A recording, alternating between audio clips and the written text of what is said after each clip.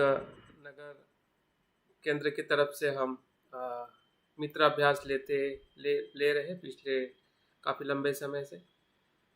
उसमें मन प्रतिक्रियात्मक और सृजक इस विषय के ऊपर हम अभ्यास कर रहे हैं मित्रों के साथ में। और उसी विषय के अंतर्गत ये विषय भी आता है जो मित्र जीएफआर शिविर के लिए जाने वाले हैं गुजरात से स्पेशली। उसके बाद बाकी सभी सेंटर से भी मित्र जीएफआर के लिए जाने वाले हैं, जाएंगे। तो उनके लिए विषय की जो पूर्व तैयारी मन को जानो, जो जीएफआर का एक महत्वपूर्ण अभ्यास का विषय है, जिसका शिविर होने वाला है। तो उस संदर्भ में कुछ बातें, गुजरात में जब मैं प्रवास के लिए गया था तो कुछ मित्र और ब्रह्मचारी भी चाहते थे कि इस विषय पे थोड़ा एक संक्षिप्त परिचय हो, ताकि हमारे मित्र थोड़ा अभ्यास करने के लिए उनको सहज हो सके। और हमने भी फिर यहाँ पे आर्यवज्र से बात करके मुझे भी लगा कि चलो इस विषय को हमने जो मित्र क्लास के जो हमारे 2 दिन है उसमें हमने इसका थोड़ा अतिरिक्त अभ्यास, जैसे कि हमने मन प्रतिक्रियात्मक सृजक मन में इसके बारे में बहुत सारा अभ्यास किया है, जो मित्र इस मित्र वर्ग में नियमित रूप से जुड़ रहे हैं और आज भी जुड़े हुए हैं। तो मैं सभी का तहे दिल से मैं अभिनंदन और आभार और उनको धन्यवाद देना चाहता हूँ। और ब्रह्मचारी अमृत भद्रेश भी जुड़े हुए हैं। मंजू रत्न को मैंने रिक्वेस्ट किया था कि वो भी चाहते थे इस विषय के बारे में मित्रों को थोड़ा जानकारी मिले। और बाकी जो जीएफआर में नहीं है और मित्र है और जीएफआर के लिए आगे प्रवेश कर चुके हैं, करना चाहते हैं, तो उनके लिए भी ये विषय बहुत महत्व का है।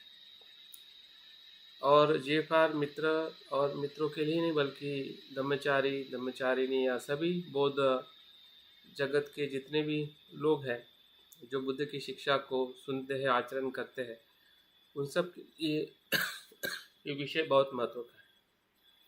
सिर्फ बौद्ध लोगों के लिए ही नहीं, संसार के पूरे मानव जाति के लिए विषय महत्व का है। जिसे हम मन कहते हैं, माइंड कहते हैं, चित्त विज्ञान, इन शब्दों से उससे हम परिचित हैं। तो ये विषय अपने आप में ही पूरे मानव जाति के लिए या मानव जाति का जो विकास, जिसमें हम प्राचीन या उसके भी प्राचीन के पहले भी जो मानव जाति रही है और आज के आधुनिक युग तक अगर मनुष्य का अस्तित्व किससे विकसित हुआ है तो उसका आधार मन है, और इसलिए उसको मनुष्य कहते हैं। जिस जीव में मन है उसी को ही मनुष्य कहते हैं। तो इस प्रकार से मानव के पूरे अस्तित्व में मन को समझना या मन के बारे में जानना एक बहुत ही बड़ी उत्सुकता रही है प्राचीन समय से लेकर अभी तक। और आधुनिक जगत में हम उसको एक विशेष अभ्यास के माध्यम से भी देखते हैं, जिसे हम मॉडर्न साइकोलॉजी कहते हैं, अप्लाइड साइकोलॉजी कहते हैं, क्लिनिक साइकोलॉजी कहते हैं, या उसमें बहुत सारे ऐसी ब्रांचेस हैं जिसमें अलग अलग एस्पेक्ट्स को लेकर, जिसमें पॉजिटिव साइकोलॉजी है, फिर स्पिरिचुअल साइकोलॉजी है। तो इन सभी साइकोलॉजी से एक हमें पता चलता है कि आज भी पूरे विश्व में मनोविज्ञान या चित्त का अभ्यास करने की जो प्राचीन परंपरा से लेकर आधुनिक परंपरा तक जो भी अभ्यास किया जा रहा है, ये कितना महत्व का है। तो आज हम उसी ही विषय का जो संदर्भ या जो हमारे संघ में त्रिरत्न बौद्ध महासंघ में बनते संघ ऋषि जी के द्वारा जो ये विषय हमारे अभ्यास क्रम में रख के हमें मन को देखने का, मन को जानने का जो अवसर हमें प्राप्त हुआ है, तो ये सही में एक प्रकार से हम भले साइकोलॉजी के स्टूडेंट अभी हम एकेडमिक में नहीं है, फिर भी बौद्ध धर्म पूरी तरह से मन के अध्ययन और मन के अवलोकन पर ही आधारित है। बुद्धिज़्म अगर एक शब्द में कहा जाए तो मन का ही अभ्यास है, मन का ही विकास है और मन का ही अनुभव है। हाँ, तो इस प्रकार से भी हम इस विषय को देख सकते हैं। तो इस विषय के साथ मेरा भी बहुत काफ़ी गहरा संबंध है। जब मुझे याद है कि जब मैं जीएफआर का मित्र था, तब 2006 2000 2 या 2004 में गुजरात में जब राइट्स हुआ था, जो गुजरात का जो गोधरा कांड हुआ था, उस समय वहाँ से मैं शिविर करने के लिए बोरधरन आया था। और ये शिविर मुझे याद है कि अमोक सिद्धि उसके लीडर थे। तो मैं काफ़ी बेचैन था उस समय वहाँ का जो भी वातावरण देखकर, क्योंकि जिस जगह पर मैं रहता था उसी जगह पे बहुत कुछ हिंसाएं हो रही थी। हम फ्लैट में रहते थे और पूरे रात भर हम जागते थे कि घर पर अटैक ना हो, और हम उसी एरिया में रहते थे जिस एरिया को मिनी पाकिस्तान कहते हैं। तो ऐसे मानसिक अवस्था में जब मैंने शिविर किया तो मुझे इस शिविर से काफ़ी लाभ मिला, मन को तरफ देखने का, मन को जानने का जो मुझे अवसर मिला। तो हर मनुष्य या हर जो धम्म मित्र है जो शिविर में जाने वाला है, अपने जीवन के अनुभव को भी साथ में लेके जाइए और देखिए कि दुख या सुख जिसे हम अपने जीवन में कहते हैं, तो इस विषय के माध्यम से जो विषय आप जानने वाले हो, अभ्यास करने के लिए आप जाने वाले हो, वो विषय कितना आपके या हमारे जीवन को समझने के लिए मदद कर सकता है। तो ऐसा विषय आज और कल हमारे पास वैसे बहुत समय कम है और विषय बहुत गहरा है। जो मित्र शिविर में जाने वाले हैं वो शायद 7 या 8 दिन का शिविर करने वाले हैं, और इसी 7-8 दिवस के शिविर का जो एक सारांश है, कुछ मुद्दों को लेके या उसके भीतर जो कुछ अभ्यास करने वाले हैं या अभ्यास होने वाला उसके कुछ मुद्दे जो है उसका हम आज और कल के वर्ग में हम देखने वाले हैं। तो भगवान बुद्ध और उनका धम्म जो बाबा साहब का रचित ग्रंथ है, उसके कुछ उनकी जो शिक्षा है जो बाबा साहब ने उस ग्रंथ में लिखी है मन के बारे में, उस शिक्षा से हम इस विषय की शुरुआत करते हैं। बाबा साहब कहते हैं, बुद्ध की शिक्षा का प्रथम विशेष लक्षण जो है कि बुद्ध ने सभी वस्तुओं के केंद्र में मन को ही माना है। ये बाबा साहब के शब्दों में जो लिखा है या प्रस्तुत किया है उनके ग्रंथ में, बुद्ध की शिक्षा का प्रथम जो लक्षण जो है वो है कि बुद्ध सभी वस्तुओं के केंद्र में मन को मानता है। आगे बाबा साहब और उसके बारे में अपनी बात को रखते हुए करते हैं, जिस बात पर समग्र ध्यान देना आवश्यक है वही प्रथम बात है मन के संस्कार। बाबा साहब के इस रचना को अगर हम 2 स्तर में देखते हैं तो बाबा साहब बुद्ध के वचनों को या गाथाओं को जो उन्होंने अलग अलग सूत्रों से अलग अलग ग्रंथों से ली हुई है, वो बाबा साहब वैसे के वैसे ही लिखते हैं, लेकिन उसके साथ साथ में बाबा साहब अपने विचारों को भी प्रस्तुत करते हैं कि वो क्या कहना चाहते हैं। तो पहली गाथा में बुद्ध के वचनों का सार दिया है, और उसके जो बाकी जो 2 गाथाएं हैं या 2 जो उनके शब्द है, वाक्य है, वो अपने अनुभव से वो कुछ कहना चाहते हैं। कि वो कहना चाहते हैं कि अगर हमें किसी बात पर विशेष ध्यान देना है, तो पहली बात जो है वो है मन के संस्कार। मन और संस्कार, और संस्कारों से ही व्यक्तित्व या मनुष्य का निर्माण होता है। अगर वो अच्छा मनुष्य होता है तो कुशल संस्कार उसके पीछे होते हैं, अगर वो बुरा मनुष्य होता है तो उसमें बुरे संस्कार से वो उसका मन और व्यक्ति बनता है।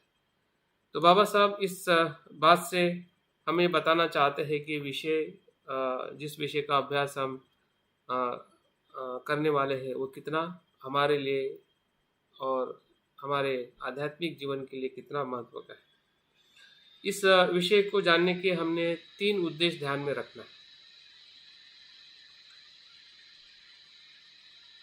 तो पहला उद्देश्य इस विषय का जो है वो है मन की खोज करना।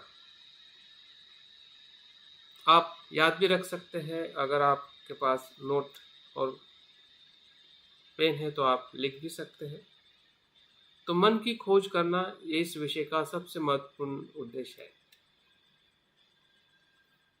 दूसरा उद्देश्य जो है मन को शुद्ध करना। जब हम खोज करेंगे कि मन क्या है, अच्छा भी है, बुरा भी है, कुशल भी है, अकुशल भी है,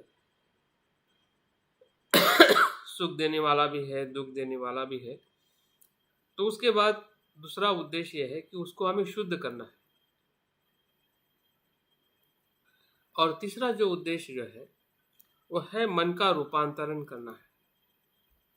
मतलब संसार के मन से बुद्ध के मन तक या बुद्धत्व के मन तक उसको रूपांतरित करना, परिवर्तन करना। और बनते इसी को ही सच्चा धर्मांतर कहते हैं। धर्मांतरण का मतलब यह है मन का, सांसारिक मन का बुद्ध मन में परिवर्तित करना।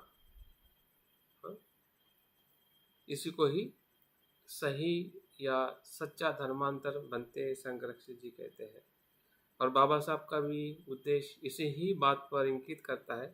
अगर हम बाबा साहब के इस शब्दों को देखते हैं कि हमारा प्रथम जो ध्यान होना चाहिए वो है मन के संस्कारों पर, कि मन के संस्कार कैसे बनते हैं और किस प्रकार से उस पर हमने कार्य करना है। तो आगे हम बढ़ते हैं कि इस पूरे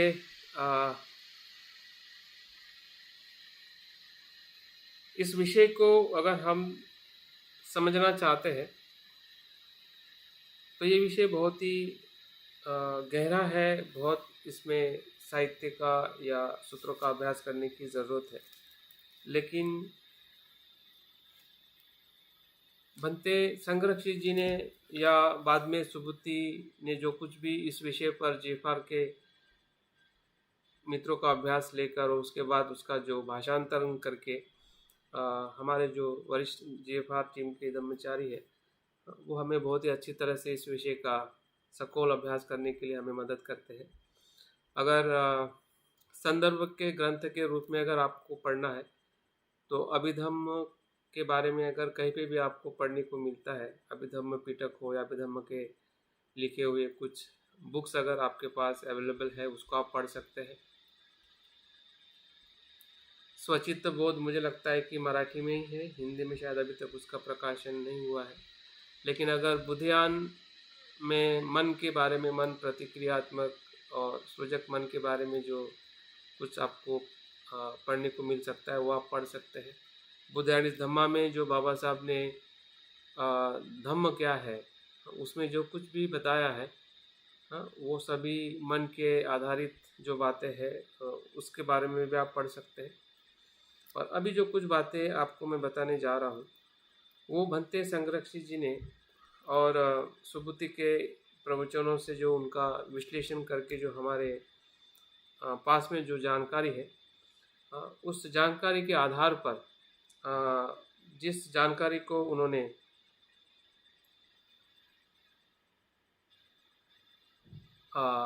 जो हमारा जो मूल साहित्य जो है, अगर हम मूल साहित्य की बात करते हैं तो त्रिपिटक हमारा मूल साहित्य है, जिसमें अभिधम्म पिटक जो है जिसमें चित्त, चैतसिक, रूप और निर्वाण इन 4 विषयों का अभ्यास या वर्गीकरण उसमें किया गया है। और दूसरे अर्थ से हम कह सकते हैं कि अभिधम्म पिटक जो है ये मन का सखोल विश्लेषण करने वाला पिटक है, ग्रंथ है, जिसमें 7 प्रकार के ग्रंथ आते हैं।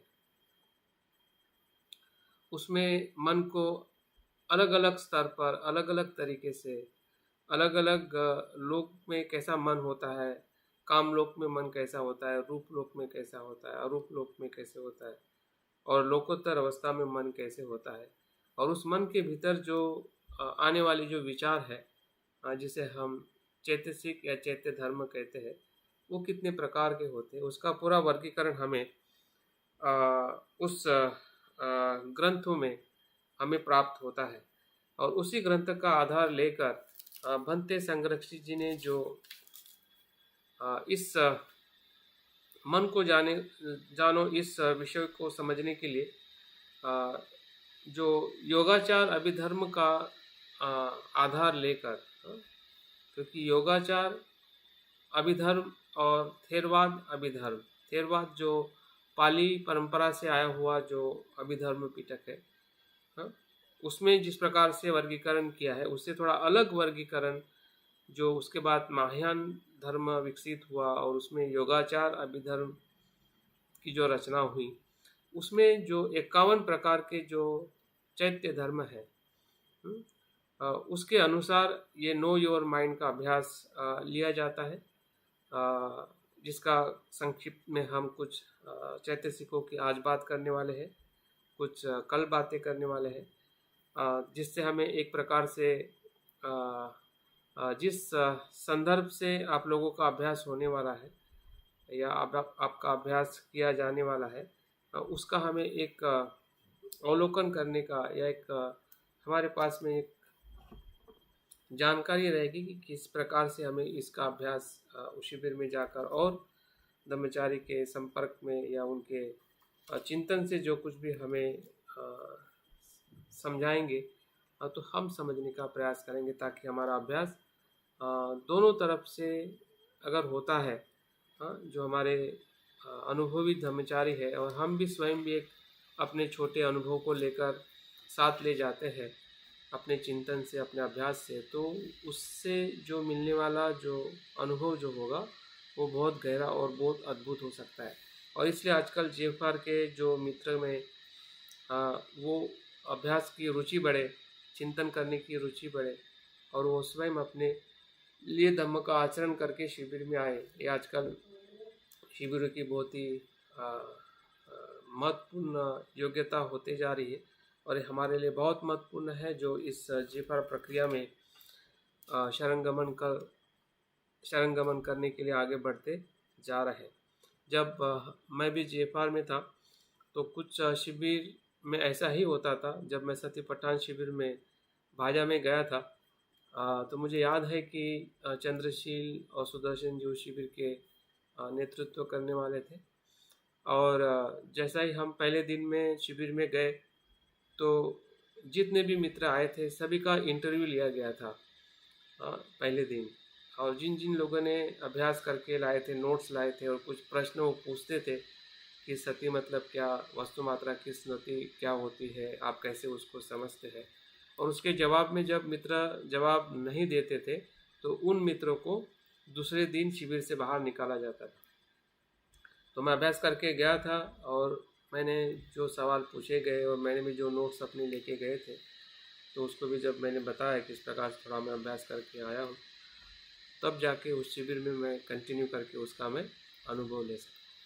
तो ये बहुत ही एक अच्छा प्रयास है, विशेषतः हम सभी परिणाम कारक शरणगमन करने वाले हम सभी लोगों के लिए, क्योंकि ये विषय जितना हम स्वयं के अनुभव से, चिंतन से जितना उसका हम जानने का प्रयास करेंगे, उतना ही अधिक अनुभवी लोगों की जो बातें हैं या उनका जो कहना है, जो भंते संरक्षित जी से आया हुआ है या भंते संरक्षित जी के पास अलग अलग परंपराओं से जो अनुभव उनके पास में आया है, और अनुभव कहने के बुद्ध के उस बुद्धत्व से ही आया हुआ है, जो उसकी धारा जो है, उसका जो प्रवाह जो है, वो हमें ब्रह्मचारी या जेफआर टीम के माध्यम से हमें सुनने को और अनुभव करने को मिलता है। तो इस प्रकार से इस विषय को हम देखने वाले हैं। तो सबसे पहले हम ये देखते हैं कि मन को जानो का मतलब क्या है। सामान्य तौर पे हम शुरुआत करते हैं और उसके बाद जो 51 प्रकार के जो चैत्य धर्म है, चैत्य धर्म क्या है, चैतसिक क्या है और चित्त क्या है, इसके बारे में धीरे धीरे हम थोड़ा जानेंगे, क्योंकि अधिक आपको शिविर में जाकर ही जानने को मिलेगा और आपने वहाँ पे अधिक ध्यान से सुनकर और चर्चा में सहभागी होकर अपनी बातों को प्रस्तुत करने की ज़्यादा ज़रूरत है। तो स्वयं को जानने का मतलब अगर हम देखते हैं कि उसमें 3 बातें हैं। स्वयं को जानने का मतलब क्या? तो उसमें स्वयं को जब हम जानना चाहते हैं तो बनते कहते हैं कि हमने मन को जानना चाहिए, और मन को जब हम जानने का प्रयास करते हैं तो हम अपने चरित्र को या स्वभाव को और व्यक्तित्व को जानने का प्रयास करते हैं। तो इससे हमें जो लाभ मिलता है, जब हम अपने स्वयं को जानते हैं तो उससे हमें क्या लाभ मिलेगा? जब हम अपने मन को जानते हैं तो उससे हमें क्या लाभ मिलता है? अगर हम थोड़ा अवलोकन करते हैं कि हमारी रोज़ की जो समस्याएं भी जो होती है, जैसे कि किसी ने कुछ कहा या किसी ने हमारा अपमान किया या कुछ चीज़ें हमारे मन के विपरीत होती है, घर में हो, समाज में हो, देश में हो, तो इन छोटी छोटी समस्याओं से हम बहुत ही भयभीत और चिंतित हो जाते हैं और हम समझ नहीं पाते हैं कि उसको कैसे हमें देखना है और उसमें से कैसी समाधान होकर हमें आगे बढ़ना है। तो ये रोज़ की जो हमारी दैनंदिन जीवन की जो समस्या है, उस समस्या का समाधान होता है जब हम अपने आप को जानते हैं। मन की जो प्रतिक्रिया और प्रतिसाद देने की जो प्रवृत्ति जो है, मन का जो कार्य है, मन की जो रचना है, मन उत्पन्न होने के जो प्रत्यय है, प्रक्रिया है, उसको जब हम जानेंगे तो निश्चित ही है दैनिक समस्या का हमें सहज समाधान मिलेगा और हम अपने दैनिक जीवन में भी आनंदित और सुख से रह सकते हैं। दूसरा जो इसका लाभ हमें मिलता है, जब हम आध्यात्मिक उन्नति की तरफ हम आगे बढ़ते जा रहे हैं, हम सभी मित्र या ब्रह्मचारी, लेकिन कभी कभी हमारा आध्यात्मिक विकास ही हमें पता नहीं चलता है। हम प्रयास तो कर रहे हैं, लेकिन कहाँ पे रुके हुए हैं, कहाँ पे हम घूम रहे हैं, कहाँ पे हमें ऊपर उठना है, कहाँ पे हम नीचे जा रहे हैं, तो इसका कुछ भी हमें सभानता नहीं होती है। और इसकी सभानता नहीं होने का कारण ये है कि हम अपने मन के स्वभाव को नहीं जान पा रहे हैं, या मन कैसे कार्य करता है, मन में कैसे भय आता है, चिंता आती है, लोभ आता है, द्वेष आता है, और कहाँ पे हमें हमारा लोभ, हमारा द्वेष कहाँ पे रोकता है। इन सभी बातों का जो विश्लेषण जब तक हम नहीं समझेंगे, हम हमारे आध्यात्मिक विकास की प्रगति को भी हम आगे लेके नहीं जा सकते हैं। और इसलिए बनते कहते हैं कि हमने आध्यात्मिक प्रगति को अगर हमें समझना है कि सही में हमारी उन्नति हो रही है या नहीं, हमारा आध्यात्मिक विकास हो रहा है कि नहीं, इसकी सही जो कह सकते हैं कि मूल्यमापन अगर करना है, क्योंकि जब तक हम अपना अवलोकन नहीं करेंगे और जानेंगे नहीं कि मैं कहाँ पे खड़ा था और कहाँ मुझे जाना है, तो जाने के बीच में हम सही में चल रहे भी है कि नहीं, हमारी उस दिशा में उस पहलुओं में उस मार्ग में हमारी उन्नति भी हो रही है कि नहीं। क्योंकि वो देखने वाला जो तत्व जो है, ये देखने वाला जो तरीका जो है, वो मन से होकर गुजरता है। मन के विभिन्न जो पहलू है, उसको जानने से ही वो चीज़ें हमें पता चलती है और तभी जाके हमारा आध्यात्मिक विकास को हम समझ सकते हैं। ये सबसे बड़ा लाभ हमें इस विषय से मिलता है जब हम अपने मन को जानते हैं या मन को देखते हैं। तो भंते आगे कहते हैं कि स्वयं को हम कैसे पहचानें, कैसे जानें। अभी दूसरा सवाल होता है, इससे हमें पहला लाभ क्या होगा, दूसरा प्रश्न होता है कि कैसे पहचानें, स्वयं को हम कैसे पहचानें, या सामान्य तौर पे हम कैसे पहचानते हैं। सुबुद्धि उदाहरण देते हैं कि जब हम सामान्य तौर पर किसी की पहचान करते हैं या पहचान बताते हैं हमारी खुद की भी, तो हम नाम से बताते कि मेरा नाम है, मेरा मंजू कुमार नाम है या डाबी भाई नाम है। फिर उससे थोड़ा आगे जाते हैं कि शरीर के हिसाब से हम पहचान बनाते हैं कि ये इस प्रकार से मेरा शरीर है, मैं देखने में इस प्रकार से हूँ। फिर और एक बात उसमें याद होती है कि हम किसी परिवार के सभासद हैं, उस तौर से भी हम अपनी पहचान बनाते हैं, या कोई हमारी नौकरी है, पद है, उसके अनुसार भी हम अपनी पहचान बनाते हैं। लेकिन ये सामान्य पहचान है। हाँ, सामान्य क्या कहते हैं, एक सामान्य हमारी स्वयं की जानकारी है, और किसी की भी जानकारी अगर हमारे पास में है, किसी को अगर मैं जानता हूँ, इवन हम पति पत्नी के रूप में भी हम एक दूसरे को जानते हैं, तो अधिकतर हम इसी ही रूप में जानते हैं, नाम है, शरीर है, या एक पति पत्नी का जो पद है या पारिवारिक सभासद है। उससे आगे भी जानने के लिए हमें किसकी ज़रूरत है? जब हम एक दूसरे को सही अर्थ में अगर हम जानते हैं, जानना चाहते हैं किसी भी व्यक्ति को या अपने आप को, तो बनते या सुबुत्ते ये कहते हैं कि हमने उसके स्वभाव को समझने की ज़रूरत है, उसकी जो आदतें है, उसकी भावना है, हाँ, मन किस प्रकार से उसका कार्य करता है, किस प्रकार से वो विचार करता है, किस प्रकार की कल्पना करता है, हाँ, उसकी विचार करने की, कल्पना करने की पद्धति क्या है, उसका होने वाला परिणाम क्या हो सकता है, हाँ? मन का कार्य कैसे होता है, मन कैसे प्रतिक्रिया और प्रतिसाद देता है, हाँ? मन की जो जो क्षमता जो है, जिसमें गुण भी है, अवगुण भी है, हाँ?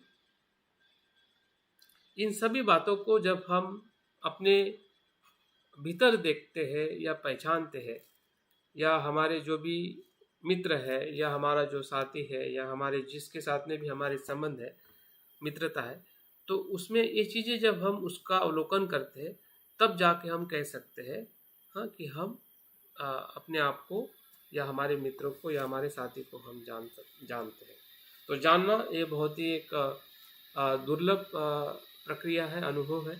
लेकिन हमें वो जानने के लिए मन के बारे में अगर हम अधिक समझते हैं, तो जानना और सरल हो सकता है। और इसलिए ये जो 51 प्रकार के जो चैत्य धर्म है, या नो योर माइंड का जो अभ्यास है, उसमें इस प्रकार से हमें बहुत सारे टूल्स या पद्धति उसमें बताई गई है कि किस प्रकार से हमने मन को समझकर अपने आप को और औरों को समझना चाहिए, कि किस प्रकार से मनुष्य का या हमारे साथ में जुड़े हुए लोगों के विचारों, भावनाओं, कल्पनाओं को हमने कैसे समझना चाहिए। ये समझने के लिए अभ्यास हमारे लिए बहुत ही उपयोगी होने वाला है, या होता है।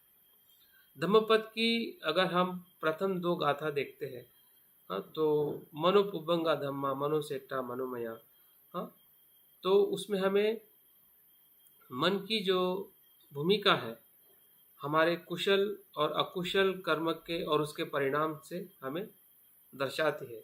हाँ, मन में ही सब कुछ उत्पन्न होता है, वो अकुशल विचार हो या कुशल विचार हो, हाँ, उसमें मन ही प्रमुख होता है और सब कुछ मनोमय होता है।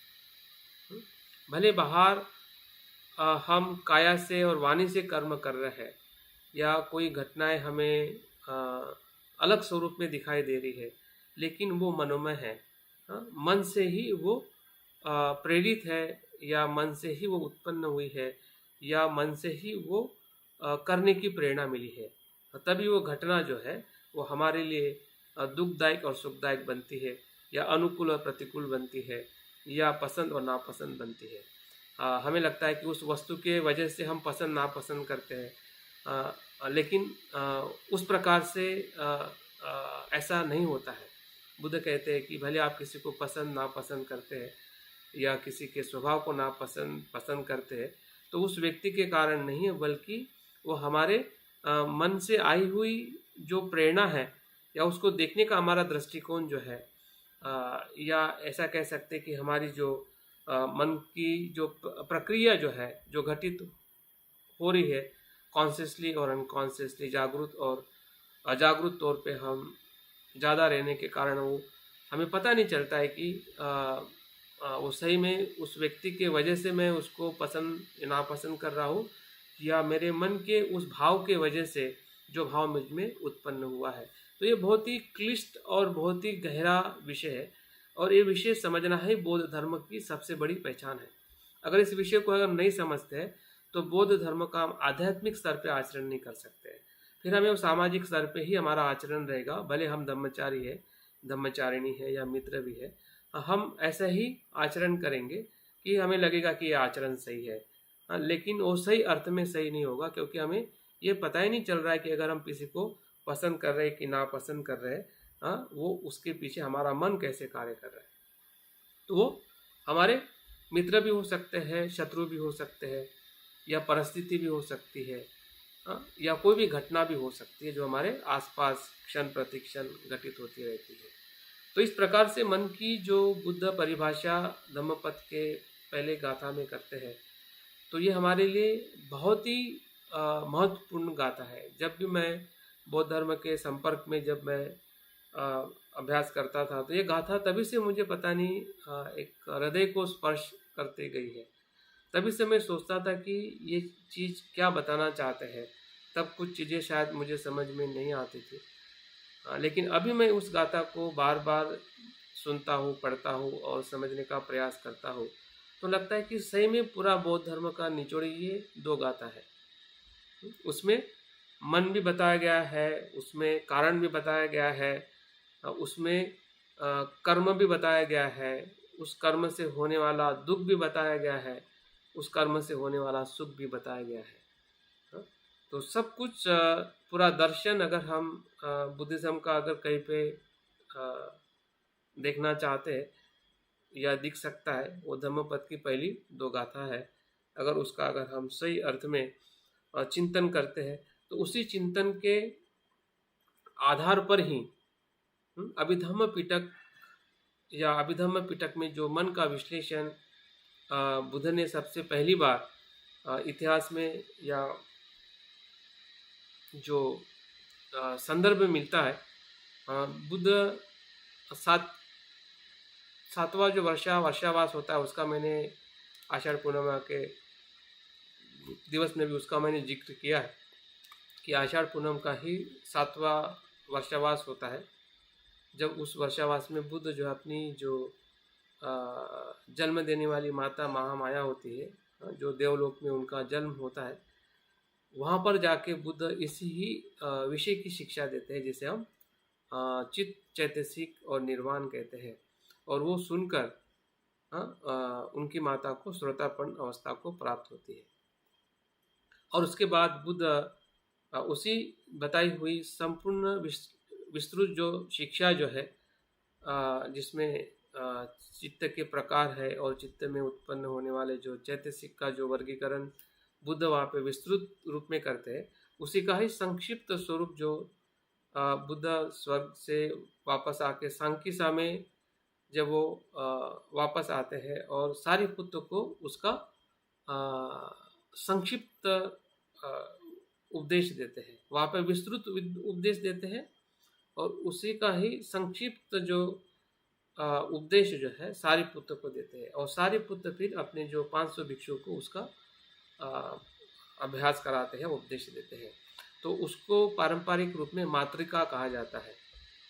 उसको मातृका कहा जाता है कि माता को दिया हुआ जो उपदेश जो है, और वो भी सूचीबद्ध, मतलब उसका पूरा जैसे कि कोई फार्मूला होता है, उस फार्मूले के रूप में बुद्ध ने जो धम्म के भीतर जो सूक्ष्म जो अनुभव है कि कोई भी हम धम्म का आचरण करते हैं, कोई कर्म करते हैं, कुछ सुख होता है, दुख होता है, तो उसके पीछे किस प्रकार का मन निर्माण होता है, किस प्रकार के चैतसिक निर्माण होते हैं, उसके भीतरी जो अस्तित्व को वर्गीकरण करना ही अभिधम्म का कार्य है, जिसमें बुद्ध ने देवलोक में जाकर और बाद में सारिपुत्र को उसका संक्षिप्त उपदेश देकर, और उसके बाद जो बौद्ध परंपरा धीरे धीरे जो उसका अभ्यास करके चिंतन करके उसके 7 ग्रंथ के रूप में अभिधम्म पिटक को हम देखते हैं।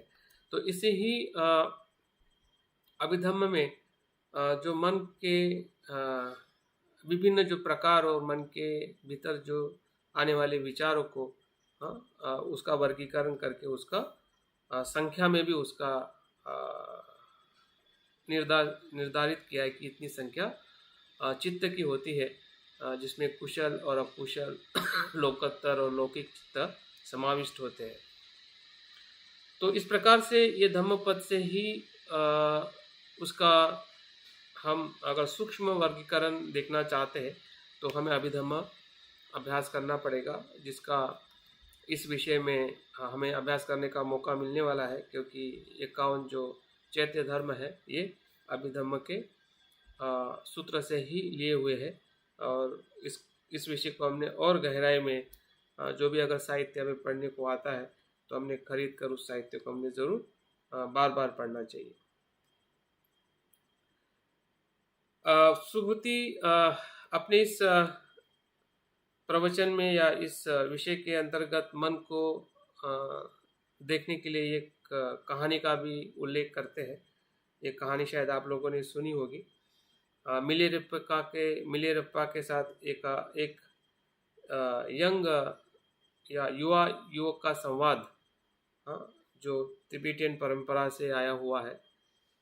तो उसमें मन के बारे में कुछ संदर्भ या मन कैसे देखना चाहिए, मन कैसे पहचानना चाहिए, उसका उसमें सुंदर वर्णन किया हुआ है। तो ऐसा बताया जाता है कि एक जो तरुण युवा जो है वो मिलेरप्पा के पास में जाता है और अपने मन के बारे में पूछता है कि मेरा मन क्या है, आप बताइए। तो वो मिलेरप्पा काफ़ी होशियार होते हैं, करुणाशील होते हैं, प्रज्ञावान होते हैं। तो मिलेरप्पा उस युवा को बोलते हैं कि तुम्हारा मन देखने के लिए, जानने के लिए आए हो, जबकि मन तुम्हारे पास में है। मैं कैसे जान सकता हूँ कि तुम्हारा मन क्या है या कैसे है। तो बोलते हैं कि तुम्हारा मन है, तुम खुद देखो, खुद जानो, जिसे हम मन को जानो कहते हैं। नो योर सेल्फ, तुम्हारे मन को जानो। तो इस प्रकार से मिलेरप्पा उस युवा को कहते हैं। तो युवा को लगता है कि बात तो सही है, मैं अपने मन को ढूंढने के लिए इनके पास में आया हूँ, जबकि मन मेरे पास ही है, तो मुझे ही ढूंढना चाहिए।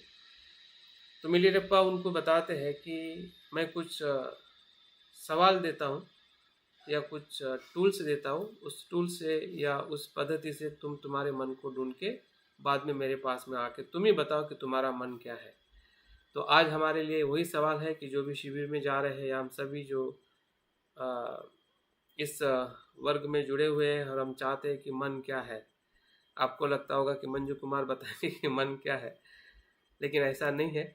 मैं आपके मन को नहीं बता सकता हूँ, लेकिन आप आपके मन को ज़रूर जान सकते हैं। तो आप भी मन को ढूंढने के लिए इस विषय में, इस वर्ग में जुड़े हुए हैं, लेकिन आपका मन मैं नहीं जान पा सकता हूँ। आपका मन आपको ही जानना है, लेकिन वो जानने के लिए जो तरीके हैं या टिप्स है या कुछ पद्धतियाँ है, उसका ज़रूर हम अभ्यास करने वाले हैं।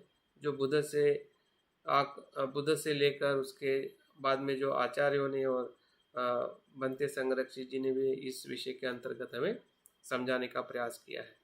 तो 5 प्रकार के प्रश्न जो है मिलेरप्पा उस युवा को देता है और बोलता है कि तुम जाओ और 6 महीने के बाद तुम मेरे पास में आकर इस प्रश्न के जवाब दो, तो तब मैं समझूंगा कि सही अर्थ में तुमने तुम्हारे मन को जाना है।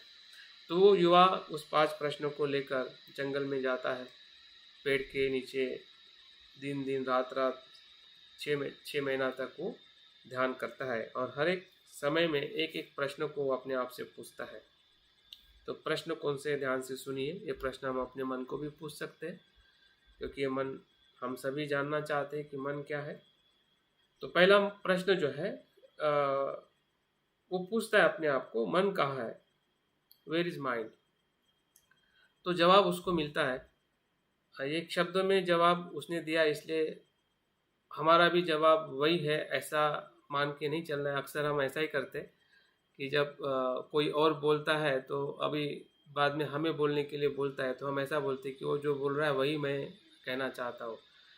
मतलब उसकी नैया में हम बैठना चाहते हैं। लेकिन निर्वाण की नैया जो है इंडिविजुअल नैया है, हम उसके नैया में नहीं बैठ सकते हैं। हमारा भी जो चिंतन है या हमारा भी जो अवलोकन है वो हमें खुद ही करना पड़ेगा, तभी हम इस पार से उस पार जा सकते हैं। तो ऐसा मत सोचिए कि उन्होंने कहा है इसका मतलब वो वैसे ही है, वैसे हमें नहीं मानना है। अगर वैसे मानते हैं तो हम निश्चित ही आगे नहीं बढ़ सकते हैं। तो मन क्या है, कहा है, तो उसका जवाब है कि मन सर्वत्र है। मन यहाँ पे भी है और वहाँ पर भी है, हर जगह पर है। सर्वत्र मतलब हर जगह पर है। वो सजीव में तो है ही है, हाँ, संबंध में भी है, परिस्थिति में भी है, वस्तु मात्रा में है, अंदर भी है, बाहर भी है।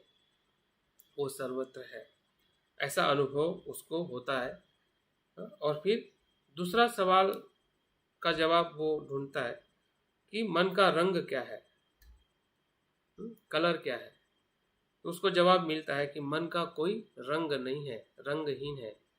उसका खुद का कोई भी रंग नहीं, जिस रंग को हम पहचानते हैं, लाल पीला काला, हाँ, इस प्रकार से रंग, ऐसा कोई मन का रंग नहीं है, वो रंगहीन है। फिर तीसरा सवाल पूछते हैं कि मन का आकार क्या है। तो उसको जवाब मिलता है कि वो निराकार है, उसका कोई आकार नहीं है। भले हमें लगता है कि मेरा ये शरीर है तो शरीर के आकार का ही मन होता है, ऐसा नहीं है। हाँ? मन का ऐसा आकार नहीं है। हाँ?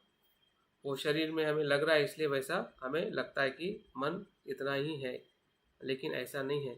जब हम मैत्री भावना करते हैं तो हमारा मन कैसे, उसका आकार बदलते जाता है, और बड़ा बड़ा होते जाता है, और हमारा जो मन जो है आकाश की तरह निराकारी हो जाता है। अगर वो मन अगर शरीर के आकार में ही होता तो मैत्री भावना है या जो भी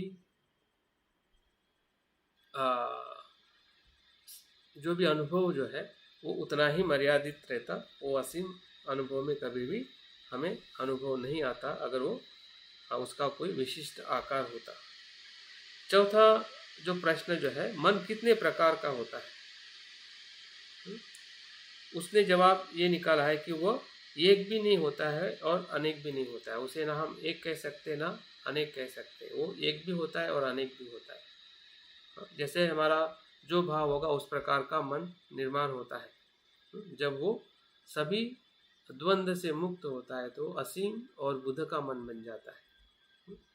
तो इस प्रकार से मन के प्रकार को भी हमें देखना है, या उन्होंने अपने अनुभव से देखा है। और मन कितना बड़ा होता है, उसका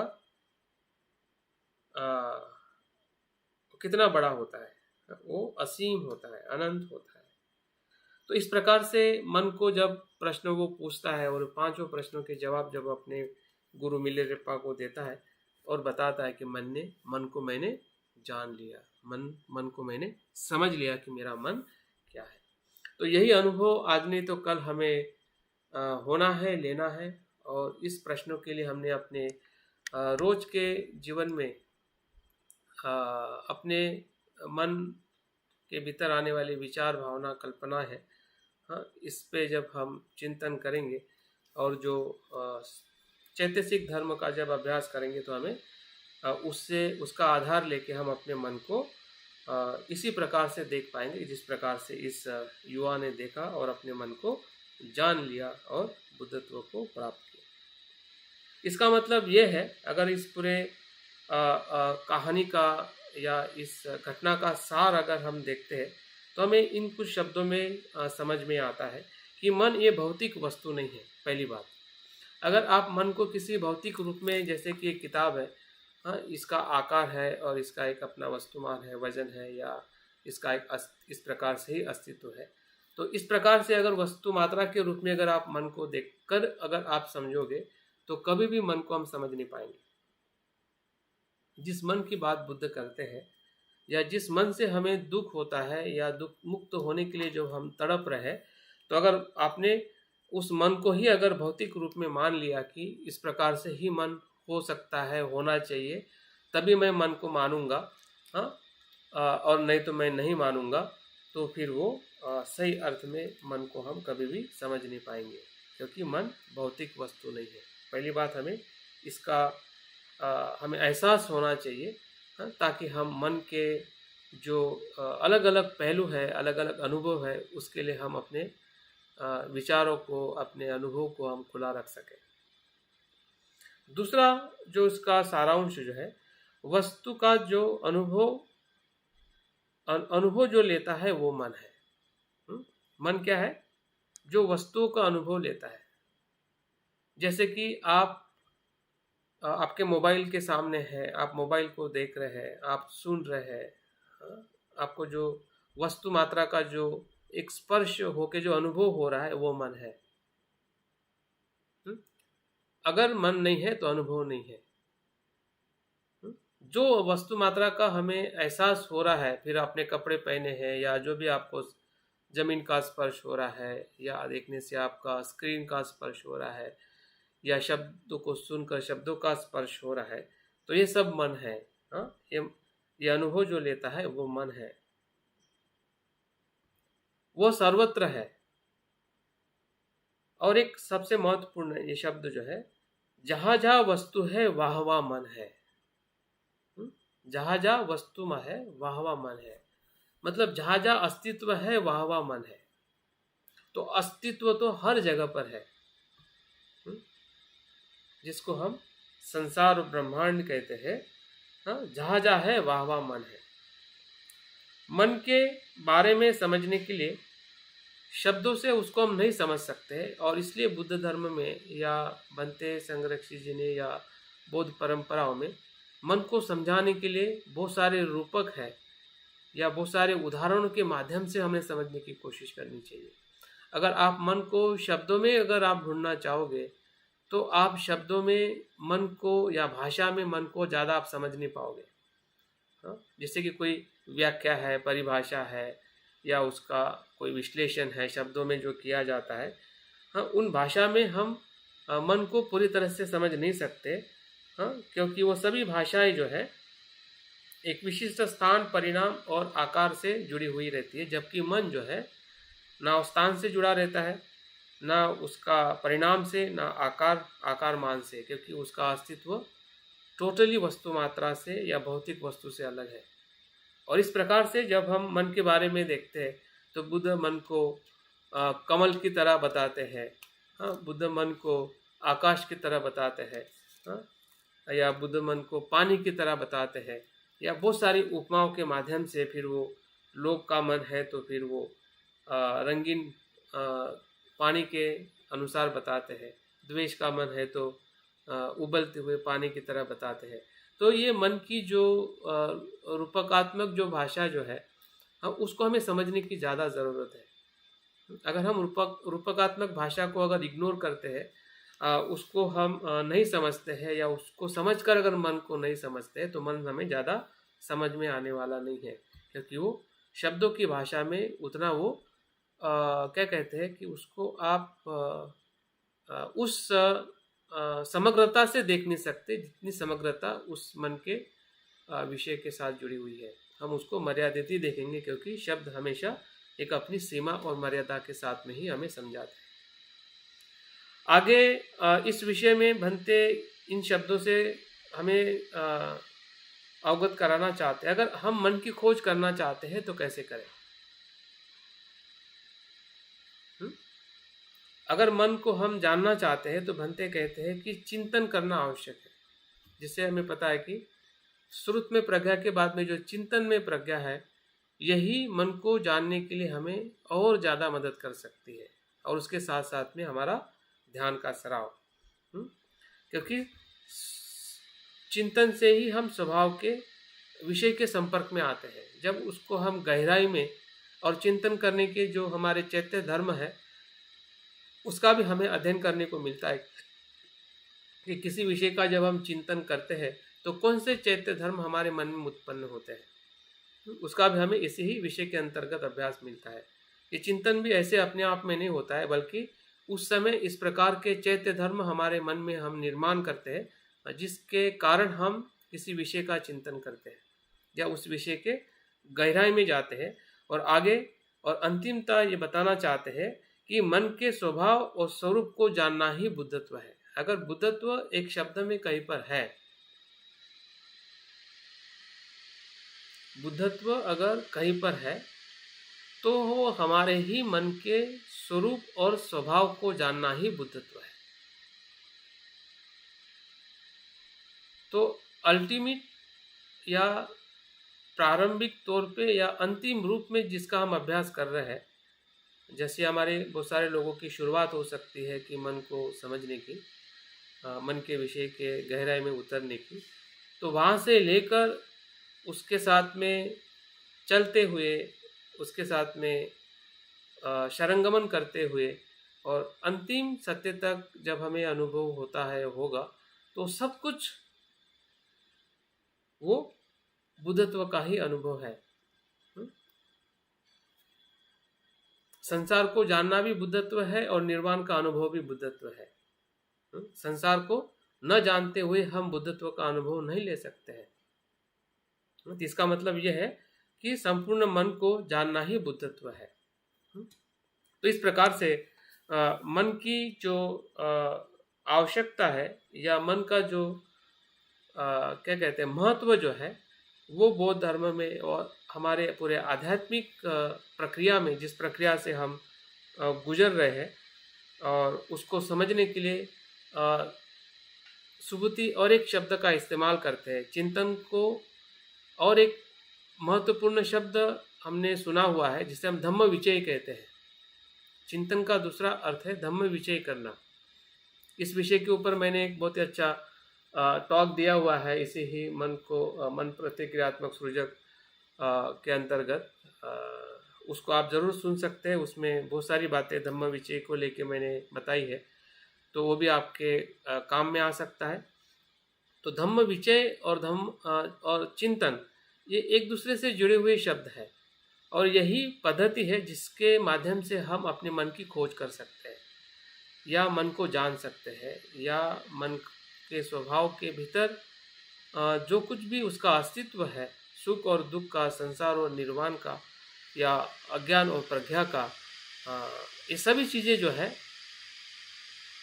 वो मन के साथ, मन के भीतर जुड़ी हुई है। और धम्म विचय एक प्रकार से सूक्ष्म परीक्षण करने की वो पद्धति है, जिसे हम सामान्य भाषा में या पारंपरिक रूप में हम उसको चिंतन में प्रज्ञा कहते हैं। तो इस प्रकार से जब उसको हम मन के वर्गीकरण को जानते हुए, मन के भेद करते हुए, मन को और गहराई में उसका परीक्षण और विश्लेषण करते हुए उसको हम देखते हैं, तो उसमें हमें अलग अलग प्रकार के मन और अलग अलग प्रकार के जो उसके विचार जो है वो हमें दिखने लगते हैं। जैसे कि हम कोई मकान बनाते हैं, तो मकान की दीवारें है या छप्पर है या ये चीज़ें हमें दिखने लगती है, लेकिन जब उसके भीतर हम देखते हैं तो बहुत सारी चीज़ों से वो चीज़ बनी हुई रहती है। तो वैसे हमारे शरीर के भीतर भी जो बहुत सारे अंगों से शरीर बना हुआ है, तो जब हम उसके भीतर में जब उसको हम देखते हैं, तो उसको जानना मतलब धम्म विचय है कि वो कैसे, किस प्रत्यय से बना है, किस प्रकार से उसका कार्य हो रहा है, उसका परिणाम क्या है, उसकी जो धारा क्या है, कुशल है कि अकुशल है, इन सभी बातों के साथ हम संपर्क में आते हैं। जैसे जैसे उसके हम भीतर जाते हैं, फिर शरीर के भीतर जाते हैं, तो शरीर के प्रति पूरी जो शरीरों के जो अंगों के प्रति पूरी हमें जानकारी मिलती है, और हम अपने शरीर को पूरी अच्छी तरह से हम समझ सकते हैं। उसी प्रकार से मन को भी देखना, ये सभी आचरणशील बोध और जेफार के प्रक्रिया में हम सभी लोग हैं।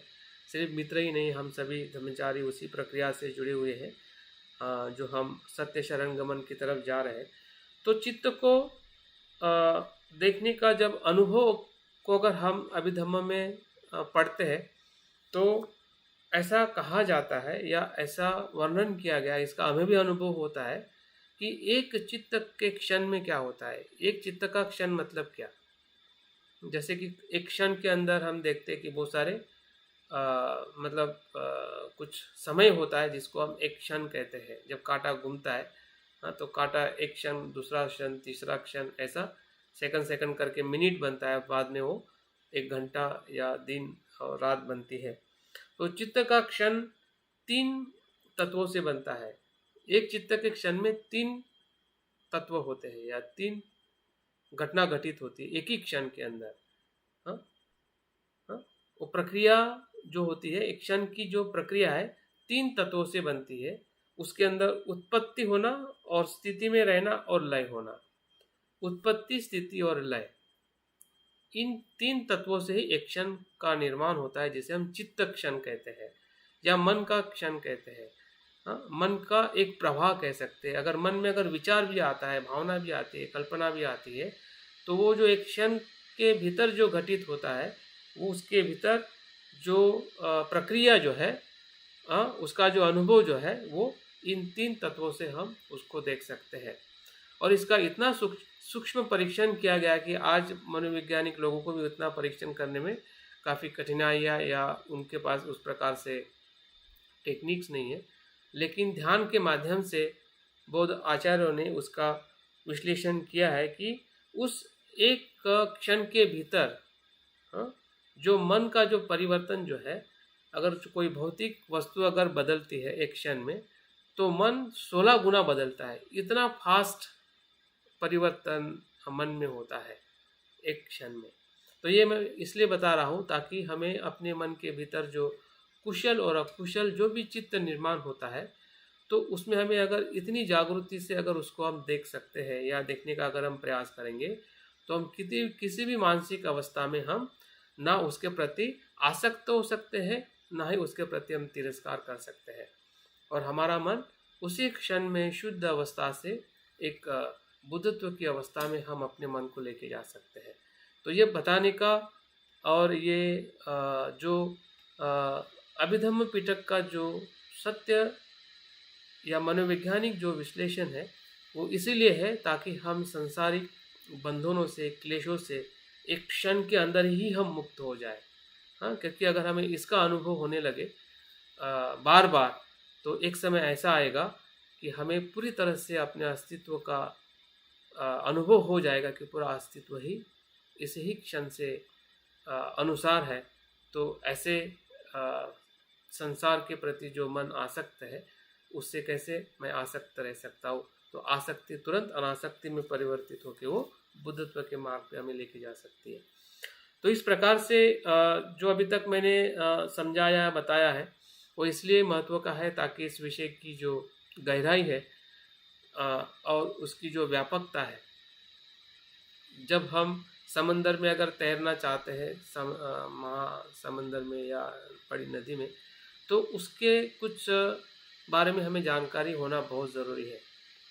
अगर आप ऐसे ही उसमें तैरोगे तो उतना आपको अनुमान नहीं होगा, आनंद नहीं मिलेगा, आपका उसके साथ में एकरूपता नहीं होगी।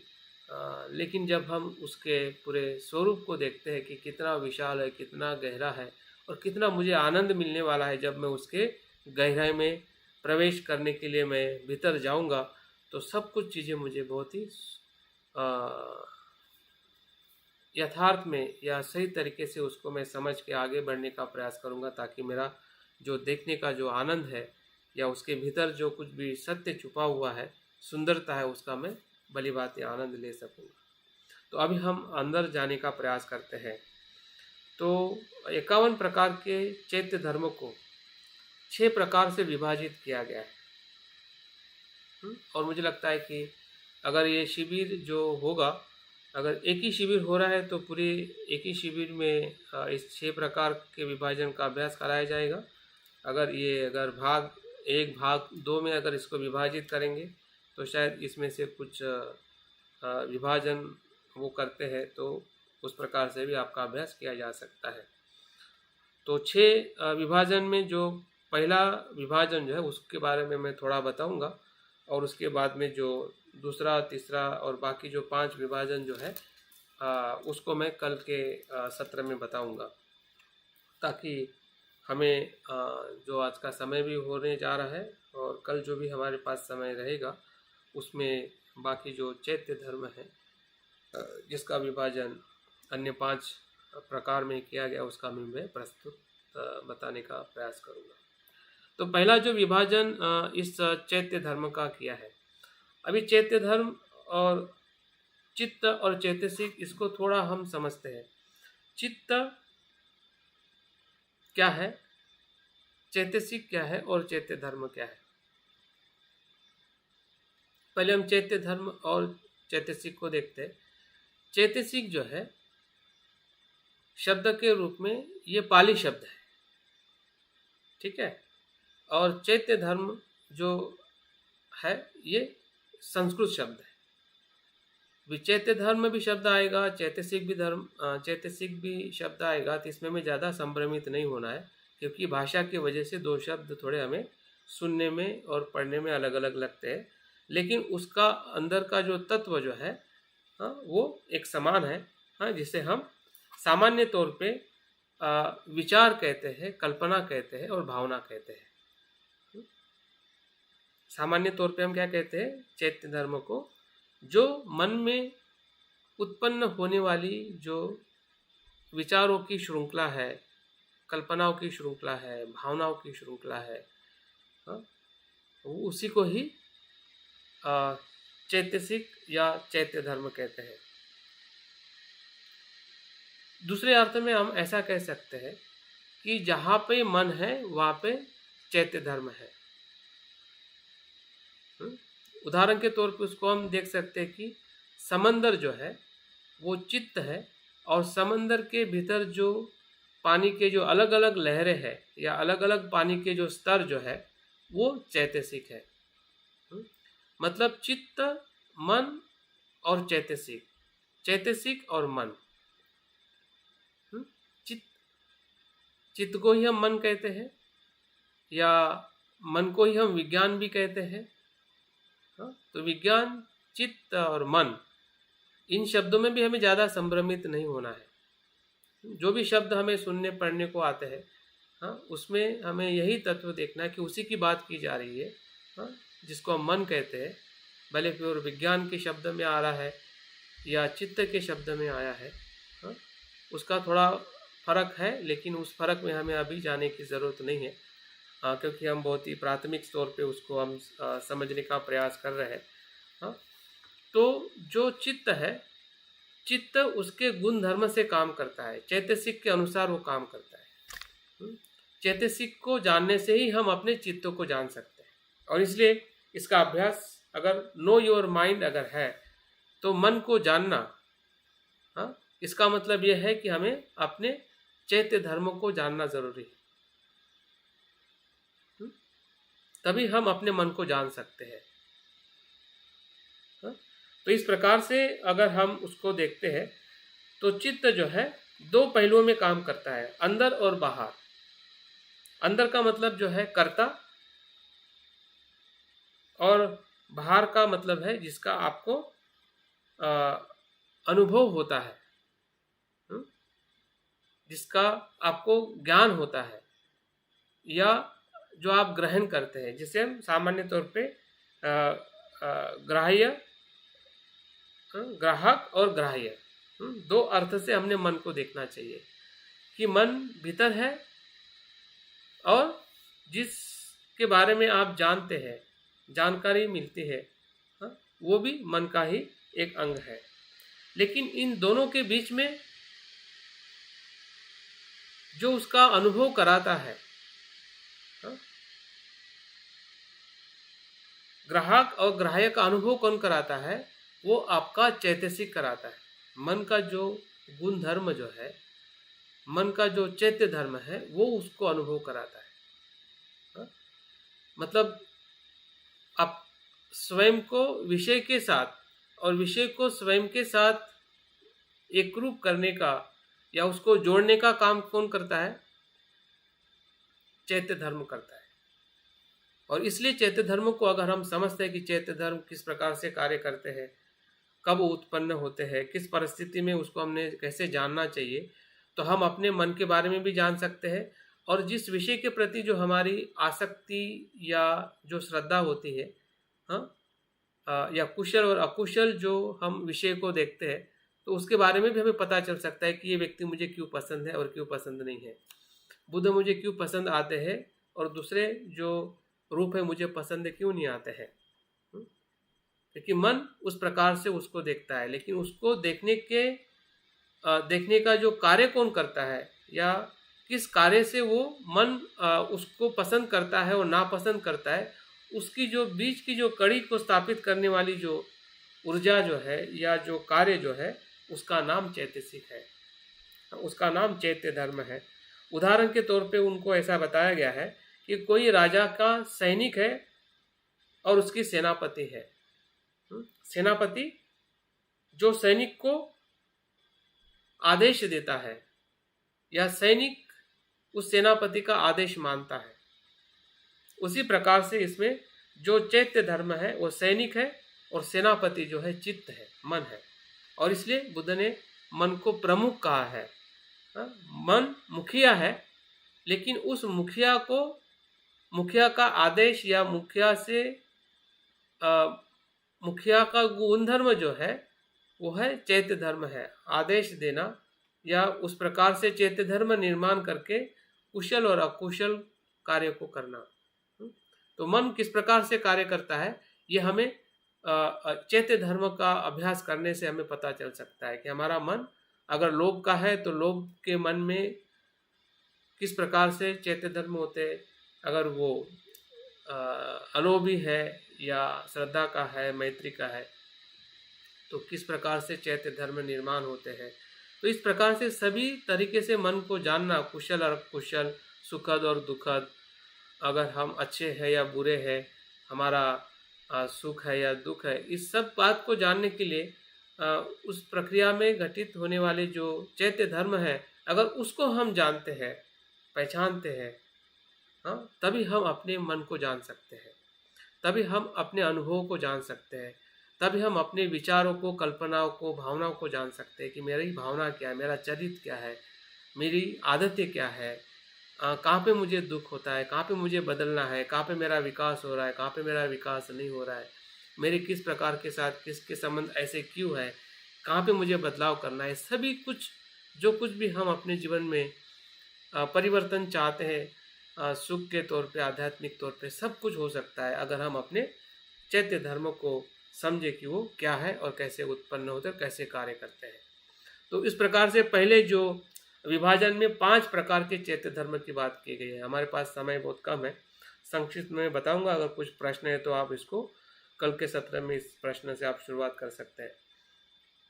तो पहला जो विभाजन जो है, जिसे पारंपरिक रूप में सर्वत्र चैत्य धर्म कहा गया है। सर्वत्रग ये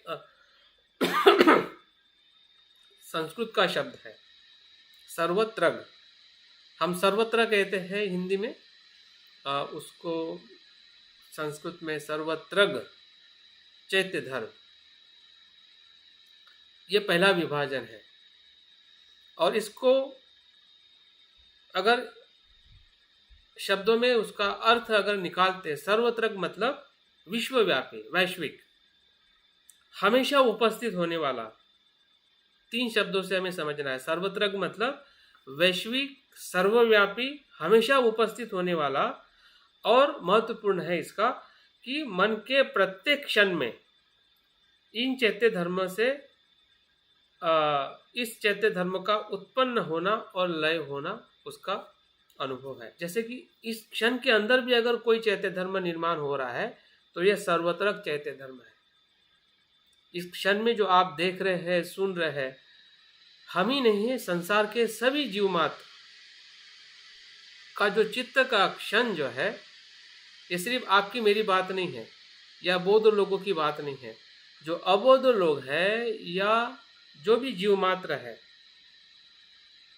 जो भी मनुष्य मात्र है, वो सभी मनुष्य मात्रा का जो क्षण जो है, चित्त का क्षण जो है, उसमें ये चैत्य धर्म उत्पन्न होते हैं और लय होते हैं। जैसे कि उदाहरण के तौर पे अगर आप पानी का सूत्र देखते हैं तो पानी के सूत्र में H2O है, तो H2O का सूत्र जो है वो यहाँ पर भी है और विश्व के किसी भी पानी में आप ढूंढोगे आपको H2O ही मिलेगा, जिसे हम पानी कहते हैं। क्योंकि उसका जो सूत्र जो है विश्वव्यापी है। उसी प्रकार से जिस चित्त धर्म की हम बात कर रहे हैं वो विश्वव्यापी सत्य है। कोई बुद्धक को माने या न माने, लेकिन उसके भीतर जो तत्व जो है, उसके भीतर जो उसका चैत्य धर्म जो है, जिसको सर्वत्रक चैत्य से कहते हैं, वो 5 प्रकार के होते हैं। ऐसा कह सकते हैं कि पांचों चैत्य धर्म जो है हर क्षण में होते हैं। एक क्षण के भीतर 5 चैत्य धर्म उत्पन्न होते हैं और लय होते हैं।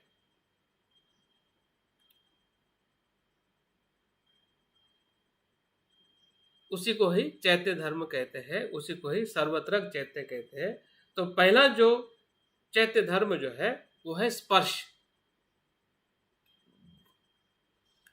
ऐसा कोई प्राणी नहीं है जिसको स्पर्श नहीं होता है। स्पर्श होना नैसर्गिक प्रक्रिया है, नैसर्गिक धर्म है, नैसर्गिक चित्त धर्म है, जो हर मनुष्य के शरीर के साथ अस्तित्व में, वो जहां इंद्रिय है वहां पे विषय का स्पर्श होके मन में उसका धर्म निर्माण होता है, जिसे हम स्पर्श कहते हैं। स्पर्श के बारे में ज़्यादा बताने की जरूरत नहीं कि स्पर्श हमें सभी को पता है। जैसे कि अभी आप मुझे सुन रहे हैं, तो इस शब्दों का स्पर्श जो आपको हो रहा है वो इसी चैत्य धर्म का अनुभव है। आंखों से आप मुझे देख रहे हैं, मैं आपको देख रहा हूँ, वो चैत्य धर्म स्पर्श का है। मतलब इसको आप कहीं पे भी समझने का प्रयास कर सकते हैं, जानने का प्रयास कर सकते हैं। जैसे जैसे जानोगे वैसे वैसे आप धम्म के और मन के गहराई में जाओगे। नहीं जानोगे तो आप धम्म के गहराई में नहीं जाओगे। सीधी और बिल्कुल सरल बात है। गहराई में जाना है तो आपको देखना और जानना ही पड़ेगा, अन्यथा जो धम्म का जो महासागर जो है, वो महासागर में हम डुबकी लगा ही नहीं सकते। महासागर के भीतर जाने का मार्ग मन का भीतर जाने का मार्ग है, शब्दों का मार्ग नहीं है। आपको आंखों से देखना ही पड़ेगा और जानना ही पड़ेगा कि स्पर्श है।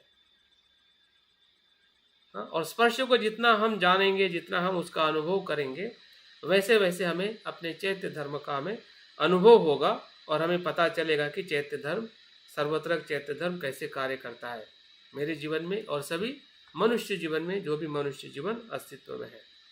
दूसरा जो चैत्य धर्म जो है, उसी स्पर्श के तुरंत निर्माण होता है या उसी के भीतर निर्माण होता है, वो मनस्कार है। ये मनस्कार जो है, इसका सीधा और सरल अर्थ है कि उस स्पर्श के साथ में केंद्रित हो जाना।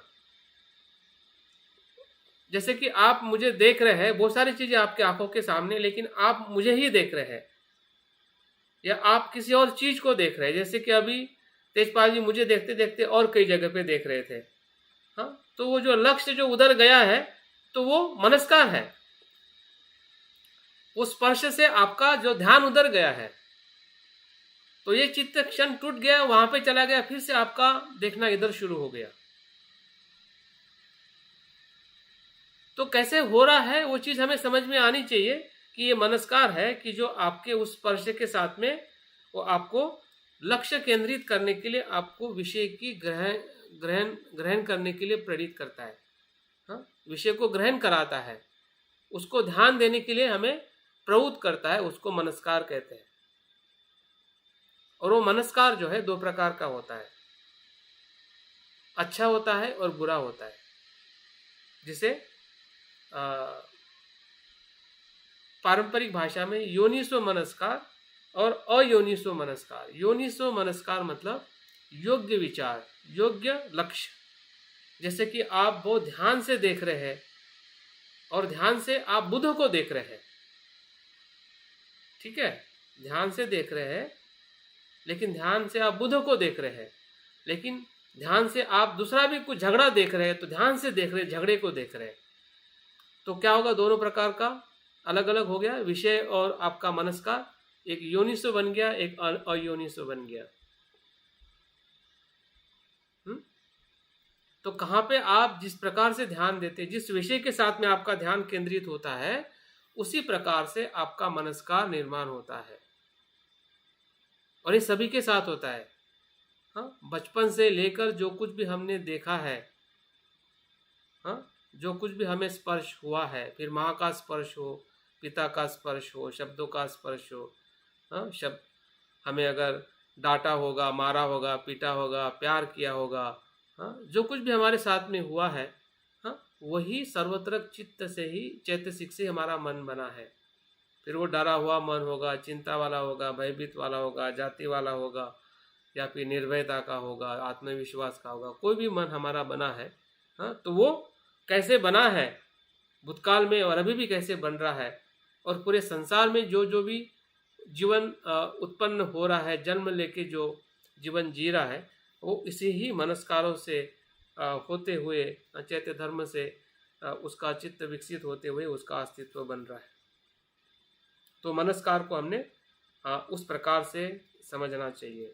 तीसरा जो चैत्य धर्म है वो है वेदना, संवेदना, या ऐसा हम दूसरा कह सकते हैं कि आपका भावनिक प्रतिसाद या प्रतिक्रिया। आप पसंद नापसंद जो करते हैं, जो होने वाली वेदनाएं जो है आँखों से या कानों से या शरीर से, जो भी हमारे 6 इंद्रिय से होने वाली जो वेदनाएं जो है वो सुखद दुखद हो सकती है। और सुखद में अगर आप प्रतिक्रिया दे रहे हैं कि मुझे ये पसंद है, और उसको आप ज़्यादा ग्रहण कर रहे हैं, तो उस प्रकार से आपकी वेदना आपको पता चलती है।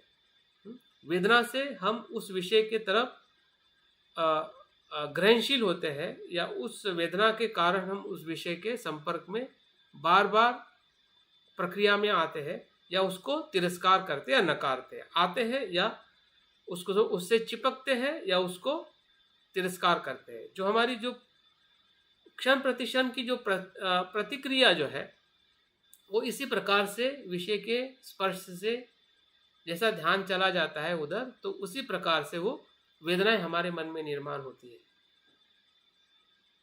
और वो वेदना कुशल भी हो सकती है और अकुशल भी हो सकती है। वो सुखद भी हो सकती है और दुखद भी हो सकती है। वो सांसारिक भी हो सकती है और लोकोत्तर भी हो सकते हैं। जैसे कि आप धम्म को सुन रहे हैं तो यहाँ से जो वेदना आपको हो रही है तो वो लोकोत्तर तरफ जाने वाली भी हो सकती है, लेकिन उसी बीच में अगर कोई चीज़ आपके विपरीत हो गई और आपकी प्रतिक्रियात्मक मन निर्माण हो गया तो वो वेदना आपको द्वेष की तरफ भी लेके जा सकती है। अगर आपको कोई अपशब्द सुनने में आया जो आपको कान को नापसंद हो, ऐसा कुछ आवाज़ सुनने में आ गया, तो वहाँ से वेदना होने वाली आपको संसारिक द्वेष में लेके जा सकती है। हाँ, या फिर अगर आप शांत है, शांत चित्त से आप सुन रहे हैं, हाँ, ध्यान से सुन रहे हैं और आप प्रतिसाद दे रहे हैं, और प्रतिसादात्मक जो आपकी जो वेदना जो है वो आपको या हमें उस लोकोत्तर अवस्था में लेके जाती है। तो इस प्रकार से हमने अपने वेदना को पहचानना चाहिए कि वो सुखद दुखद या अशुद्ध अशुद्ध स्तर पे कैसे हमें हो रही है, ताकि हम अपने इस चैत्य धर्म से अपने मन कैसे निर्माण होता है, हमारा हर एक क्षण किस चैत्य धर्म के साथ में उत्पन्न होता है और लय होता है। हर एक अस्तित्व का, हर एक मनुष्य का, हर एक मनुष्य प्राणी का ऐसे ही 5 चैत्य धर्म से ही मन उत्पन्न होता है और लय होता है। और चौथा जो चैत्य धर्म है वो संज्ञा। संज्ञा क्या करती है कि उस वेदना को एक पहचान देती है, जिसे हम नेमिंग कहते हैं, नोटिंग कहते हैं, है ना, नोट करती है कि ये वेदना जो है सुखद है। हाँ, और सुखद वेदना वो हो सकता है कि वो आपकी पत्नी हो, बच्चा हो, धन हो, पद हो, हाँ, या जो भी वेदना के साथ में जुड़ी हुई जो कुछ भी विषय मात्रा है उसको हम नाम देने लगते हैं। संज्ञा से हम उसको पहचानने लगते हैं, उसके जो गुण धर्मों को जानते हैं। अगर आपने ठंडा कुछ छू लिया तो आप बोले कि ठंडा है, गर्म है। हाँ, तो ये जो भी गुण धर्म से उसकी हम पहचान करते हैं तो सभी संज्ञा है। दूसरे अर्थ में संज्ञा सभी भाषा के शब्द संज्ञा है, जितनी भी भाषा है वो सभी संज्ञा के अंतर्गत आती है।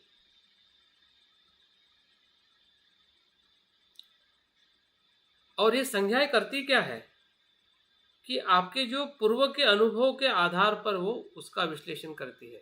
जैसे कि आप मुझे देख रहे हैं तो पहले आपने मुझे देखा है और अभी देखते हुए वो पहले का जो अनुभव है कि ये मंजू कुमार है। हाँ, ये ऐसी बात करते हैं, इनका ये चीज़ मुझे पसंद है, ये चीज़ पसंद नहीं है। हाँ, तो ये जो पूर्व के जो आपके अनुमान जो है, पूर्वग्रह जो है, उसके आधार पर जो होने वाली जो संज्ञा को आप कनेक्ट करके उसको आप कंटिन्यू करते हैं। तो इस प्रकार से हमने अपनी संज्ञा को पहचानना चाहिए कि इस प्रकार से मैं संज्ञा को देखता हूँ, और वो नित्य भी होती है। अक्सर नित्य के अनुरूप में उसको हम देखते हैं, हाँ, लेकिन वो नित्य जो भाव जो है वो हमें दुख की तरफ ले जाता है।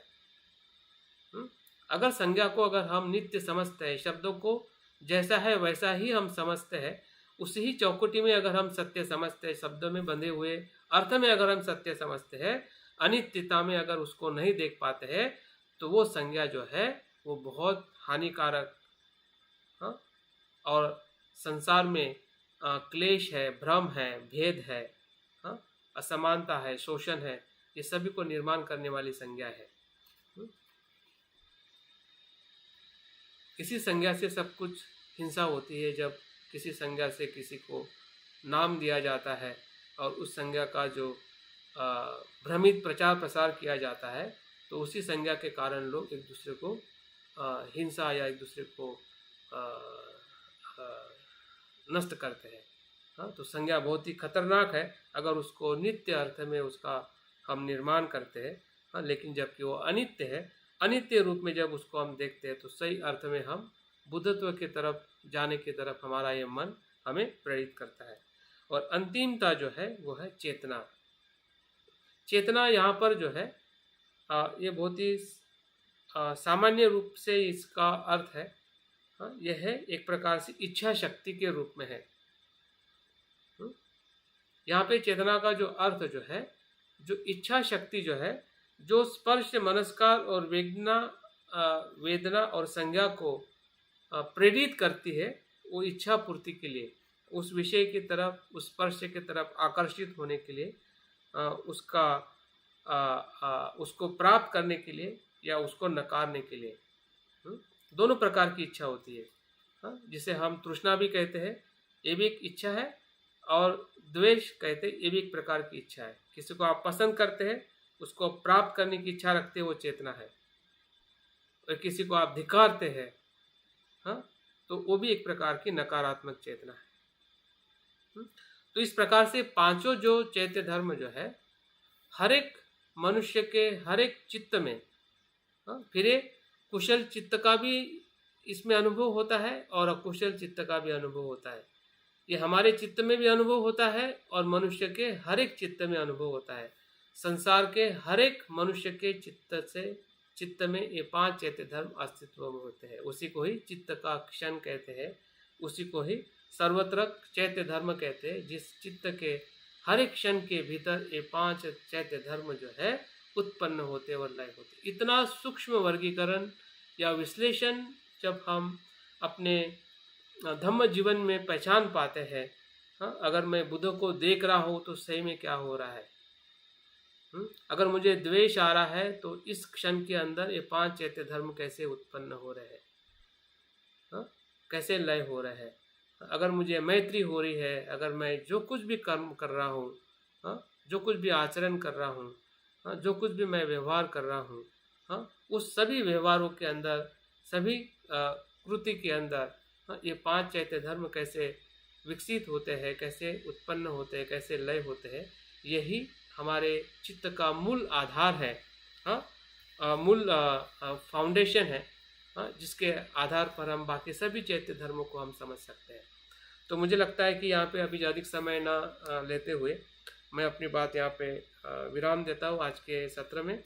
और इस पांच चैत्य धर्मों को हमने अपने रोज के जीवन में जब भी हम अपने मन की तरफ देखने का प्रयास करते हैं, तब तब हमने ज़रूर इस पांच चैत्य धर्म को पहचानना चाहिए, जानना चाहिए और उसका विश्लेषण करना चाहिए। कहाँ पे हमारी भूल हो रही है, कहाँ पे हम समझ नहीं पा रहे हैं, कितना समझ पा रहे हैं, कितना नहीं समझ पा रहे हैं।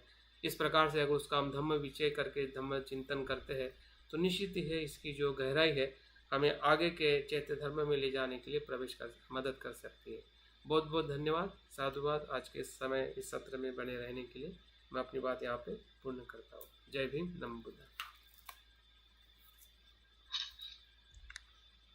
बहुत बहुत धन्यवाद ब्रह्मचारी मंजू कुमार जी, आपका बहुत बहुत पुण्य अनुमोदन। आपने मन क्या है और मन को क्या जानने के लिए क्या क्या जरूरी है, ये हमारे जो धम्म मित्र है जो शिविर में जा रहे हैं अभी, उनको बहुत बहुत लाभ मिलेगा उससे। और आपको याद करेंगे कि हमने शिविर में जाने के पहले जो सिखाया है उसकी वजह से हमें शिविर में से निकाल नहीं देंगे, एटलीस्ट कुछ तो आपके आपने जो समझाया है उससे कुछ तो मगज में थोड़ा मन में आया होगा, समझ में आया होगा, तो उस वजह से वो जवाब दे सकेंगे ऐसा मेरा विश्वास है। आपने जो दिया है ना ज्ञान, तो आपका बहुत बहुत पुण्यानुमोदन है। और ये विषय में बहुत आप गहराई में समझ रहे हैं।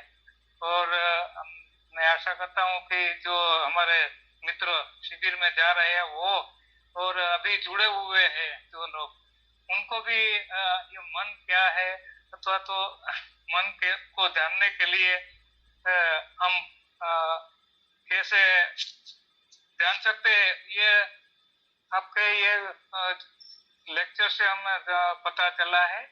तो आपका बहुत बहुत पुण्य अनुमोदन करता हूँ। और बाद में